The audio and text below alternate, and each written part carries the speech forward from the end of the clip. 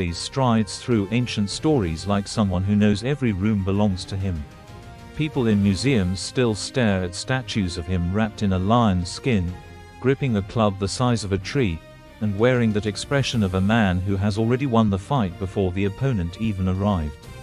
Yet once you start following his life, the whole thing turns into a chaotic mix of glory, personal disaster, family drama, impossible chores, and travel patterns that resemble the world tour of someone who keeps losing the map but never the attitude.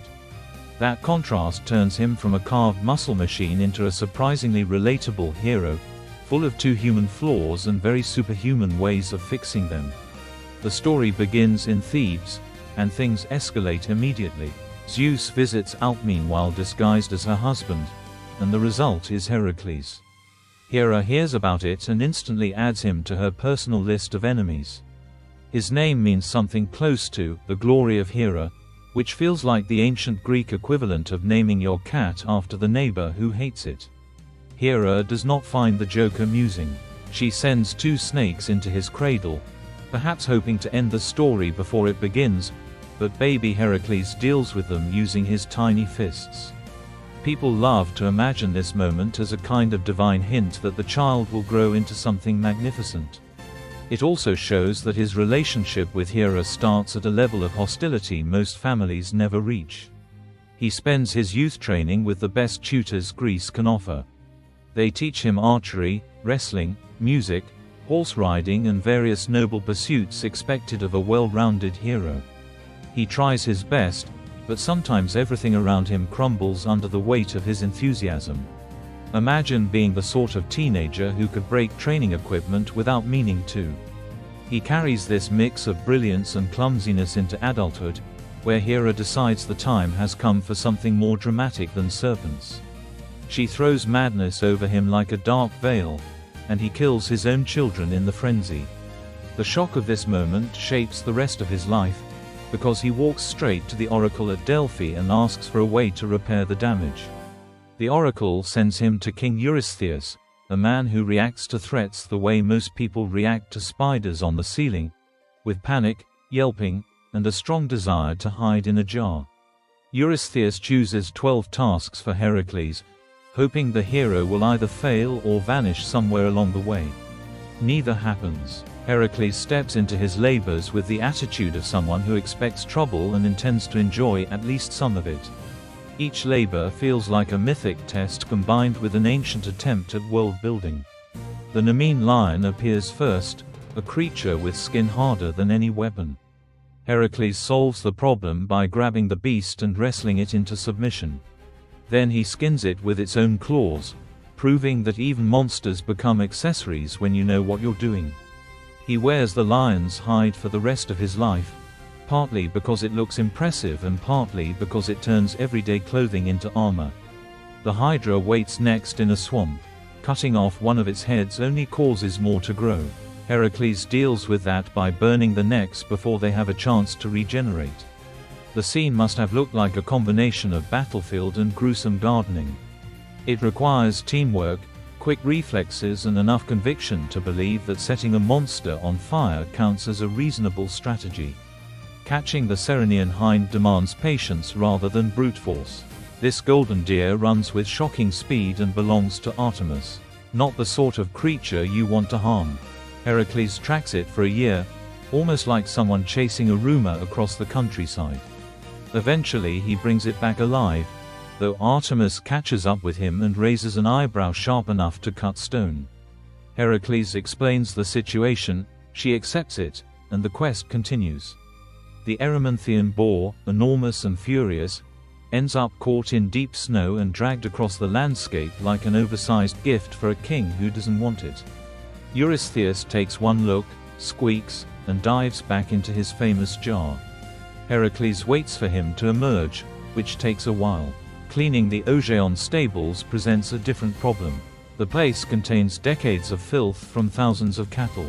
Heracles redirects 2 rivers through the stables, clears everything in an afternoon, and probably smells better than he has in years.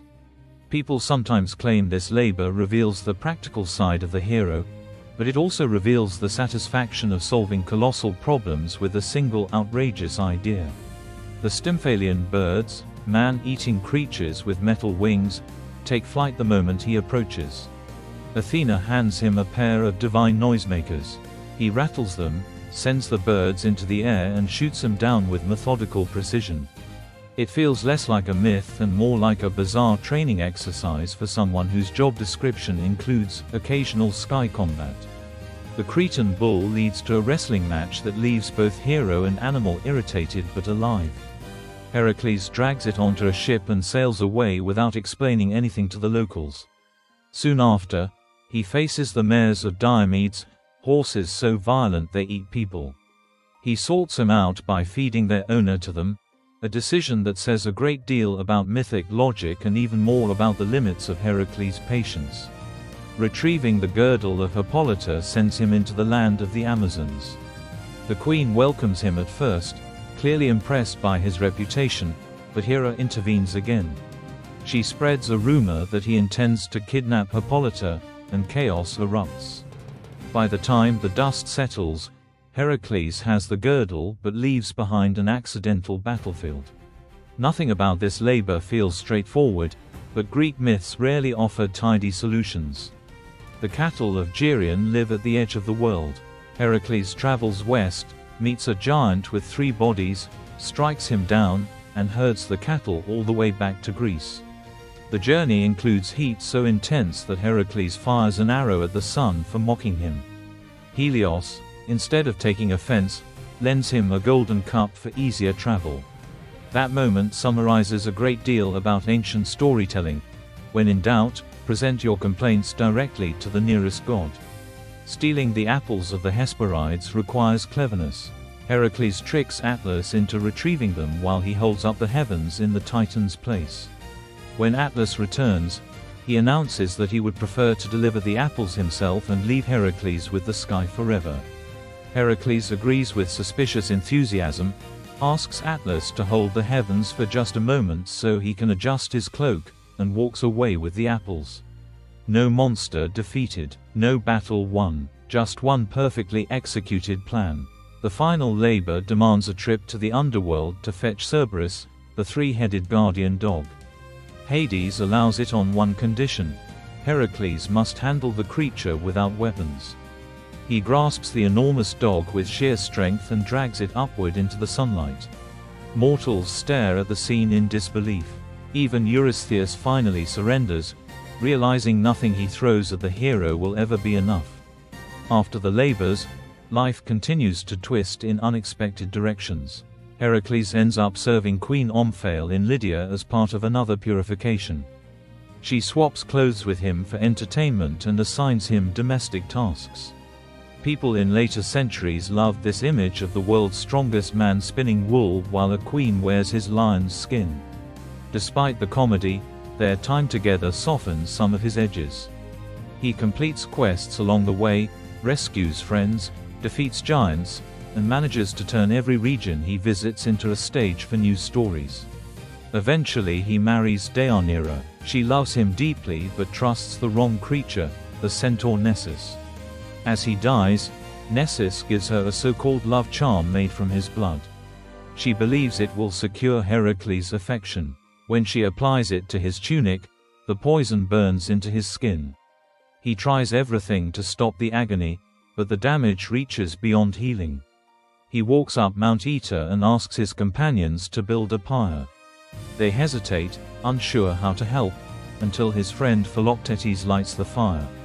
Flames rise, the mortal part of Heracles burns away, and Zeus brings him to Olympus. He becomes a god, marries Hebe, and steps into immortality with the same confident stride he carried during his labors. His legacy spreads across the Mediterranean. Cities claim him as founder. Dynasties call themselves his descendants. Artists carve him into marble, paint him on vases, and keep retelling his story from every angle. People admire his strength, but they connect with his struggles even more. He makes mistakes, listens to the wrong advice, trusts too quickly, acts too boldly, and pays the price. Despite that, he keeps fighting, thinking, traveling and adapting. Modern readers still find something magnetic about him. Perhaps it's the refusal to surrender. Perhaps it's the humor in his more chaotic adventures. Perhaps it's the way he turns every setback into another reason to move forward. Strength alone never shaped his legend.